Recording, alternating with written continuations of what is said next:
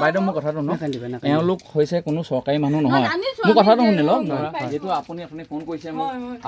আৰু এতিয়া আমি যাই আছো একদম মানে ভিতৰ গাঁও আৰু ইয়াতে পানীটো বহুতে উঠিল কিমান মান উঠিল দাদা হা পানী ইমান মান উঠিল চাওক একেবাৰে ভিতৰত একেবাৰে য'ত নেকি মানুহ অহাই নাই আগু পিছে মানুহ আহিছে নে দাদা ইয়াতে মানুহ অহা নাই নে আধা ঘণ্টা আগত আমি আহি গৈছোঁ তাত আৰু ইয়াত চাওক একেবাৰে ভিতৰত আহি আছোঁ আমি হিতেইকাই দীপজ্যোতি ডেকা মই আৰু মোৰ বন্ধু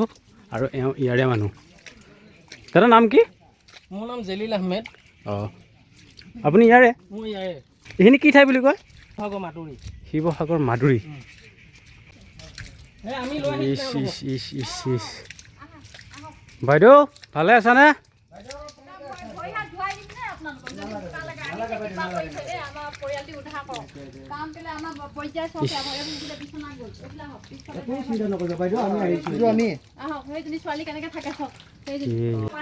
ভালে আছা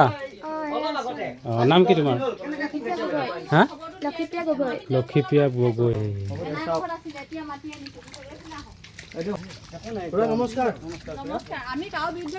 খুৰা ভালে আছা দে দে দে দে কিবা এটা দুৰ্যোগ গেল আৰু কি কৰিব উপায় নাই আৰু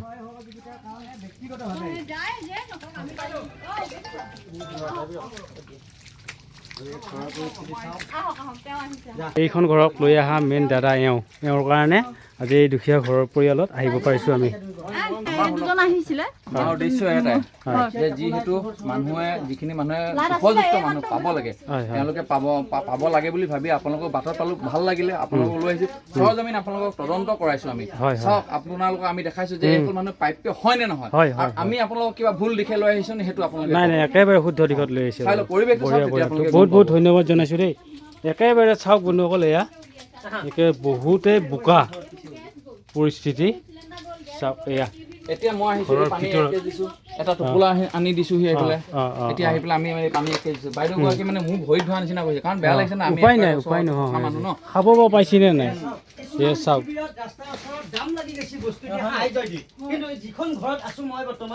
হয় না ভালে আছা নাম কি তোমাৰ হা লক্ষীপ্ৰিয়া গগৈ দে দে কিবা এটা প্ৰাকৃতিক দুৰ্যোগ গেল আৰু চাওক বন্ধুসকল এয়া একেবাৰে বোকা কিমানক লৈকে উঠি গৈছে ভালে কৰিলে আমাক যে সহায় কৰিছে মই ভৰি ধুৱাই দিম আপোনালোকক নালাগে বাইদেউ নালাগে টিভি গ'ল হেৰি গ'ল সেইবোৰ পাতচিত গ'ল ঘৰ পৰা দিয়া চব বস্তু আমি এতিয়া কি উপায় মই লৈ আহোঁ নে কিবা কিবি কৰিব লাগে না নাকান্দিবি বাইদেউ বাইদেউ মোৰ কথাটো এওঁলোক হৈছে কোনো চৰকাৰী মানুহ নহয় মোৰ কথাটো শুনি লওক যিহেতু আপুনি ফোন কৰিছে মোক আপোনাৰ দুখ বুজি আমি আহিলোঁ কিবা অকণ যি পাৰোঁ ওপৰজনে সহায় কৰিছে আমি আহিছোঁ এওঁলোকক পালোঁ কিবা ভগৱানৰ কৃপাত এওঁলোককো আমি ধন্যবাদ জনাইছোঁ এওঁলোকে আমাক বিশ্বাস কৰি আপোনালোকৰ ঘৰলৈ আহিছে গতিকে তেওঁলোকক আমি ইমানেই আপোনালোকক ধন্যবাদ জনাইছোঁ মানে আমাৰ ভাষা নাই কাৰণ আমি আপোনালোকৰ ইয়াত লৈ আহিছোঁ যে যিখিনি মানুহ প্ৰাপ্য উপযুক্ত মানুহ আপোনালোকে নিজে চাই নিশ্চয় গম পাইছে নহয় জানো কিন্তু আমি একদম পাব লগা মানুহৰ ঘৰত দাদাহঁতৰ কাৰণে এই খুৰীয়ে এই জংঘলৰ মাজত এইখিনি জংঘলৰ মাজত বাঘে খালেও খাই আমি উঠি নগলো কেলে আমি এইটো ভাবিছোঁ ছোৱালীজনী ভৱিষ্যতৰ কথা আছে আপোনালোকে চৰকাৰ ঘৰলৈ কৈ দিয়ক কথাখিনি পৰিয়াল কিটিনিতে আছে কিন্তু আমি মই ছোৱালীজনী আৰু মানুহজন আৰু মাইনা ইয়া আছে এইফালে এই বস্তু ধ্বংস হৈ গ'ল চব এইবোৰ ভগৱানক চিন্তা কৰি থাকোঁ কাৰণে দোকানৰ পৰা যাক বস্তুখিনিতে লৈ যাওক বিচনা চাদৰ আনো কিবা অসুখ হৈ আছে নেকি বাইদেউ আঁঠুৱা এনেকুৱাবিলাক বস্তু মানে এইবোৰ খজতি মজতি হৈছিলে আৰু এই ফেনাইল কি কয় এইবোৰ খৰে খাইছিলে বিচনা চাদৰ লৈ আহিবি আৰু এই কি আছিল ডেটল আছে আৰু ঘূৰিয়া এটা লৈ আহিবি আঁঠুৱা লৈ আহিবি পানীটো ইমান এতিয়া মানে কথাটো হ'ল এনেকুৱা আপোনালোকক যেনেকৈ আমি এই মানুহঘৰত আমি বস্তু নিজে দিবলৈ আহিছোঁ দুজন ব্যক্তিয়ে আহি পেলাই যিটো দেখিছোঁ আমাক মানে ধৰি লওক ভৰিত ধৰি দিছে কান্দিছে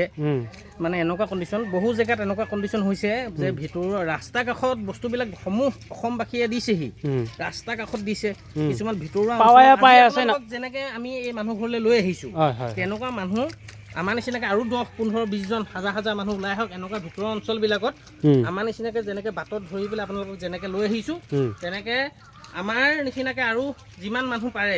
এনেকৈ ৰাস্তাত ৰখাই হ'লেও গাঁৱৰ মানুহক বস্তুক এনেকৈ দেখাই পেলাই নিজে বস্তুবিলাক দিবলৈ চেষ্টা কৰিব কাৰণ সঠিক মানুহবিলাকে পাব লাগে কিছুমান মানুহ এতিয়া এনেকুৱা হৈ আছে ৰাস্তাৰ কাষত পাই আছে পায় খাব নাপোৱা এইফালে মৰি গৈছে গাঁও অঞ্চলত পোৱা নাই বহুত ভিতৰত বহুত আৰু এতিয়া আমি ল'লোঁ পাতি বিচনা চাদৰ ফেনাইল আঁঠুৱা পানী আৰু খুচেতীয়াৰ মলম এনেকুৱা বিভিন্ন ধৰণৰ আইটেম ল'লোঁ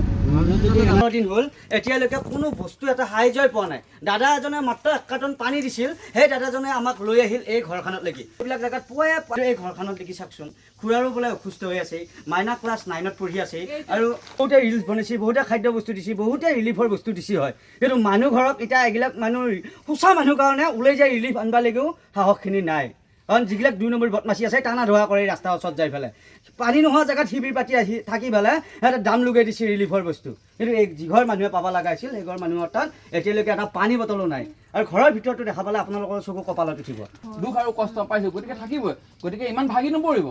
বুজিলে নাই আপুনি এটা ষ্টেং লওক নিজে ষ্টেং লওক ছোৱালীজনীক চাওক আপুনি নিজে এটা ষ্টেং লওক যে মই এইখিনি যিহেতু আহিছে দুৰ্যোগৰ সময়ত মই নিজে অকণমান শক্তি হয় মই নিজৰ কামখিনি মই কৰি যাম মনৰ সেইটো আপুনি যদি অকণ নিজে হতাশ হৈ যায় কেনেকৈ হ'ব কওকচোন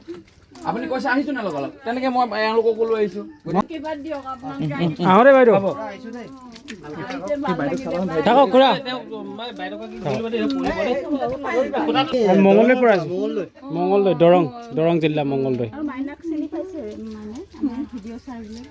মাইনাক চিনি পাইছা আমাৰ ভিডিঅ' চোৱা বঢ়িয়া আৰু এয়া আমি ইয়াৰ পৰা এতিয়া ধুনীয়াকৈ ওলালোঁ